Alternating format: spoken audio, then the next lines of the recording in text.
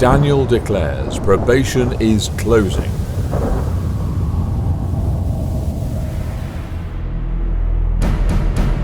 Students of prophecy have always known that the books of Daniel and Revelation are heaven's gift to reveal the future to those living at the end of the world.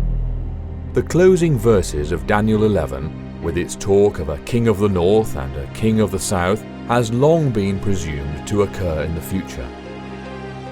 Now, increased light has revealed that all of the prophecies contained in Daniel 11 are not future incidents, but rather are events that have already occurred. This means that probation for some could be closing in the next few months. 1. The King of the North. 2. The King of the South. 3. The Willful King. Daniel 11 lays out a series of events that culminate in a time of trouble such as never was since there was a nation even to that same time. The action begins with a willful king who does battle with the king of the south and later the king of the north.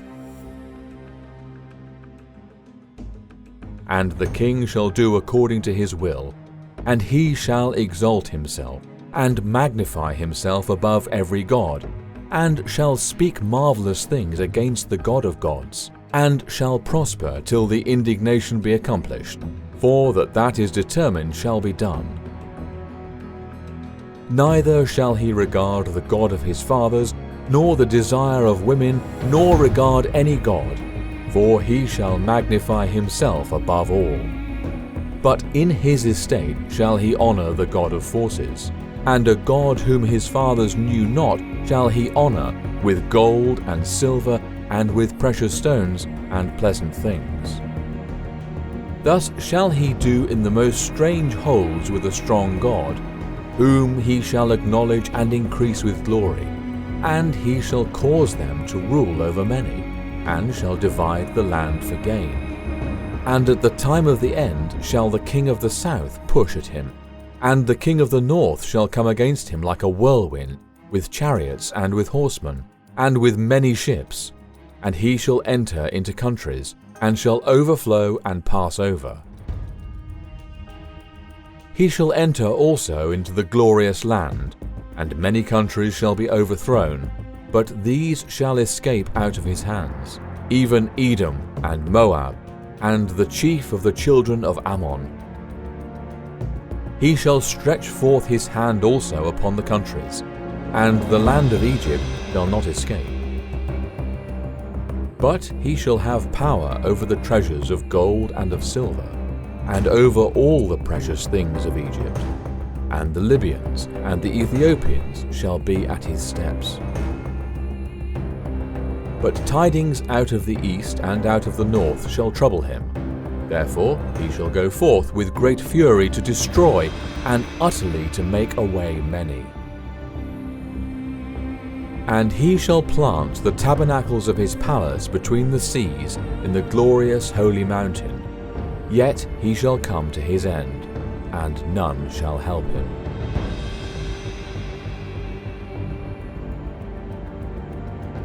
The end of the world is not just a point in time. It is also a series of events. During this process, a number of things must occur. The king of the north, the king of the south, and the willful king were all powers, raised up by Yahuwah to do an appointed work at an appointed time.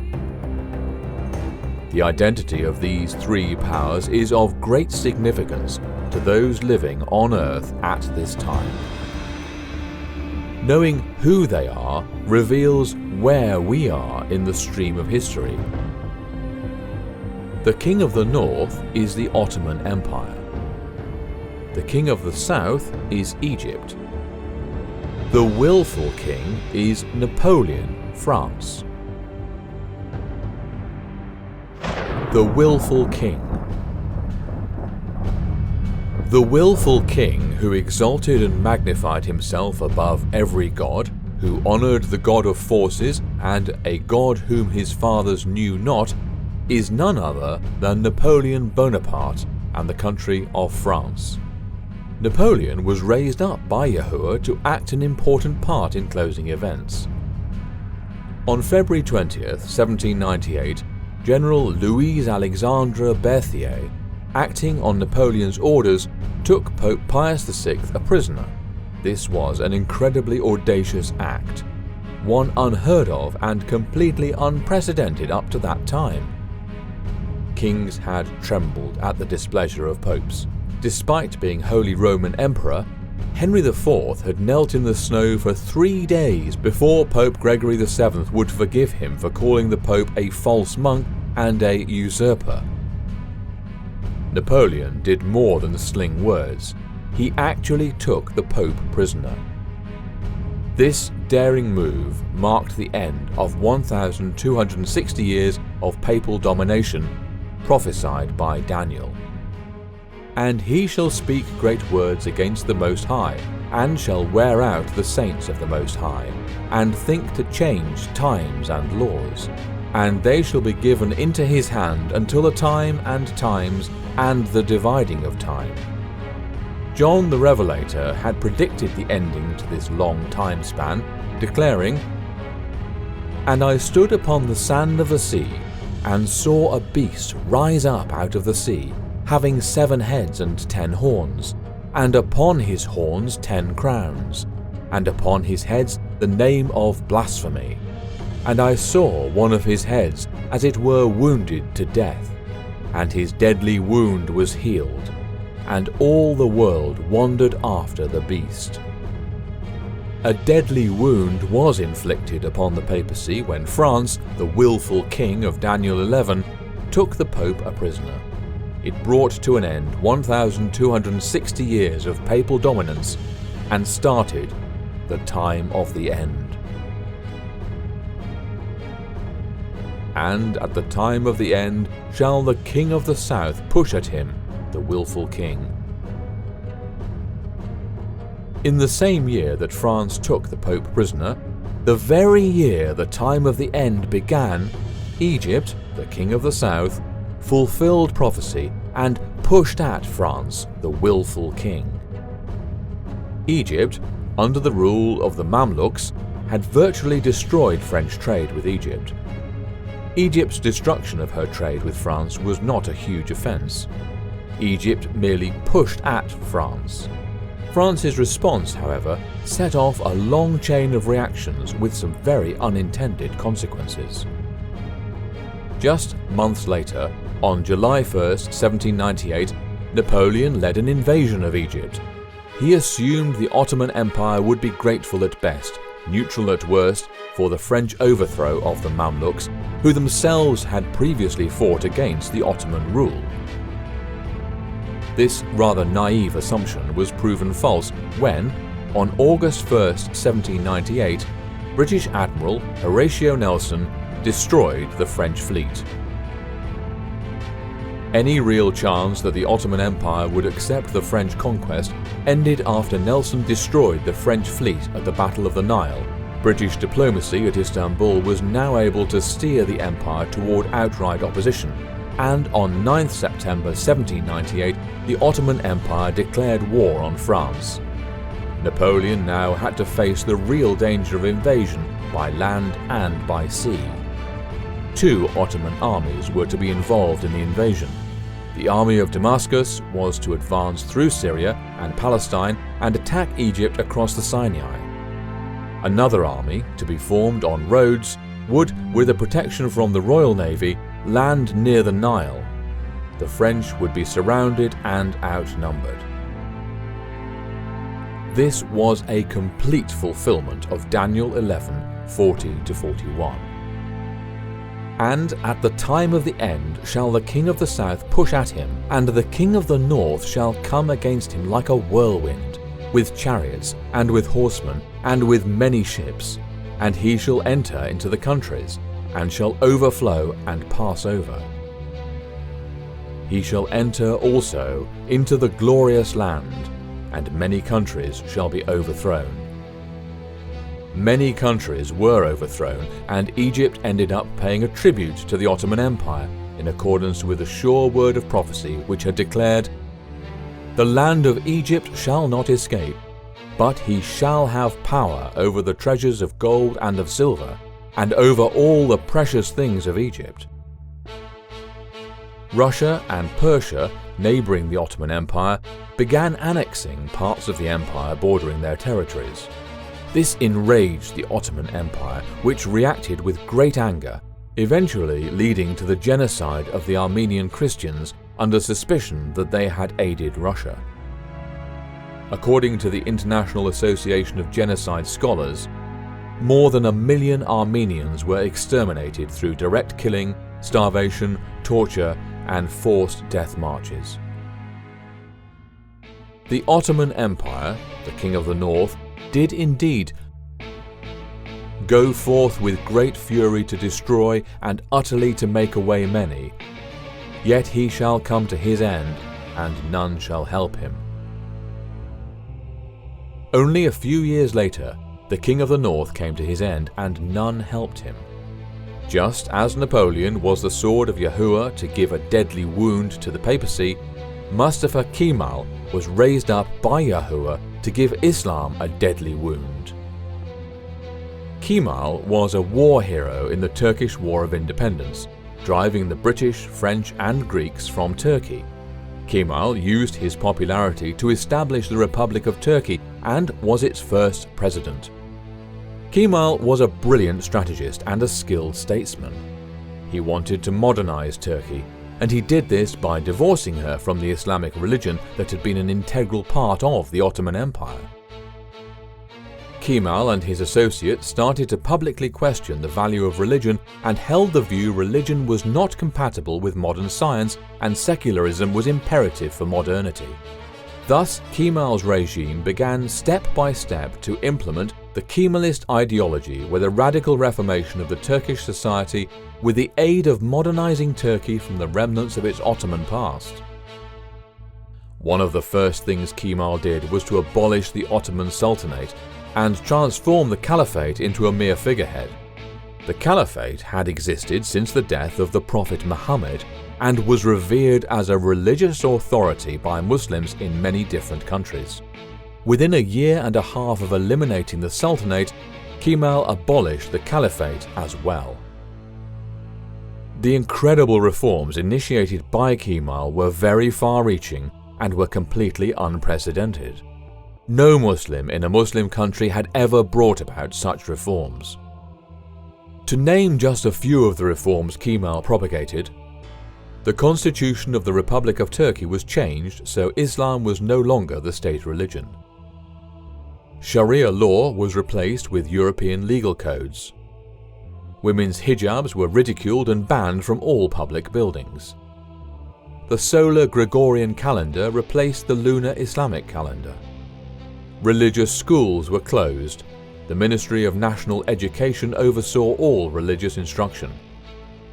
The government seized over 70,000 mosques and restricted the building of new ones.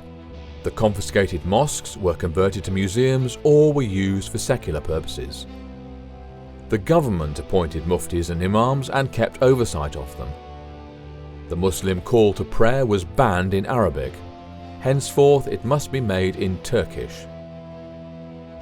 The weekend no longer included Friday, the traditional Islamic day for prayers.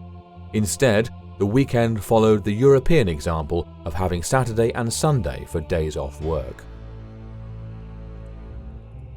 All of these reforms worked together to effectively erase Islam from the lives of the everyday Turks.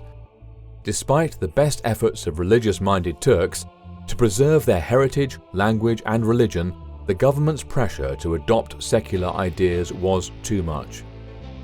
For over 80 years, Turkish government remained vehemently secular. Attempts to bring back Islamic values into government have been met with resistance by the military, which views itself as the protector of Kemal's secularism. Like the papacy before it, the Ottoman Empire and Islam in general had received a deadly wound at the very time prophesied in Daniel. The king of the north had come to his end, and none helped him. The very next verse is of staggering import. And at that time shall Michael stand up, the great prince which standeth for the children of thy people, and there shall be a time of trouble, such as never was since there was a nation, even to that same time. And at that time thy people shall be delivered, every one that shall be found written in the book. At what time? When the king of the north came to his end. At that time the time of trouble began. 1922 was an extremely important and significant year in the stream of prophetic history. In 1922, the Ottoman Empire, with its influence over all of Islam, was ended. The king of the north had come to his end with none to help. In that very same year, Pope Pius XI ascended the papal throne. Almost to the very day 7 years later, Benito Mussolini and Pope Pius XI signed the Lateran Treaty. The Lateran Treaty recognized papal sovereignty over the Vatican City and secured full independence for the Pope. The treaty gave the city of Rome a special character as the center of the Catholic world and place of pilgrimage. For the first time in history, the Pope held an overtly political position. He was the King of Vatican City. At the very time the King of the North came to his end, the time of trouble began when the papacy's deadly wound was healed.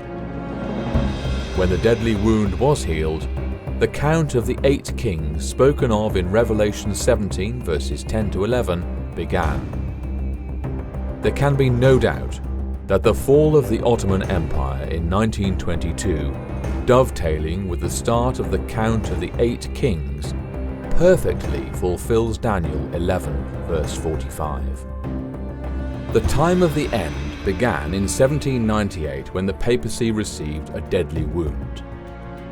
The time of trouble began in 1922, at the very year the King of the North, Ottoman Empire, came to its end, and the first of the 8 kings ascended the papal throne, preparatory to the deadly wound being healed.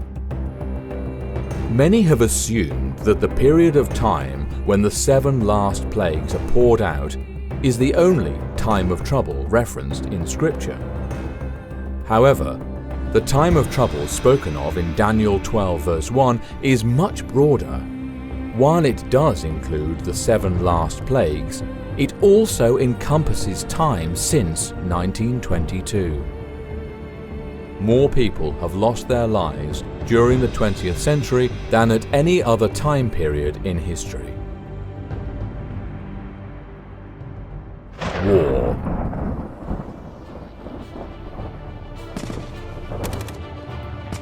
World War II killed more people, about 60 million, destroyed more property, disrupted more lives, and probably had more far-reaching consequences than any other war in history. The devastation wrought on the human race during the 20th century is unprecedented in world history. Never before in history have we had 2 such devastating wars within 100 years. Between the 2 world wars, we have the Russian Civil War, costing up to 9 million lives, and before that the Mexican Revolution in 1911, which killed 2 million. In 1950, the Korean War killed 3,500,000, then we had Vietnam with 6,020,000. The Second Sudanese War from 1983 to 2005 costing 2 million. The Iran-Iraq War of 1980 to 1988 with 2 million. The Second Congo War of 1998 to 2003 with 5,400,000. The War on Terror itself has claimed more than 4 million lives. When you add the figures together, the total is 146,920,000. This makes the last 100 years the deadliest century in history. just from the warfare, and there were many more conflicts during this time that we didn't even mention. To put these figures in perspective, consider that the 19th century saw about 82 million deaths from warfare. 60 million of these were from the Taiping Rebellion in China in the 1860s. Also consider that the Crusades, which covered a span of 200 years, killed up to 9 million, and the Mongol invasions lasted for 300 years and killed up to 60 million.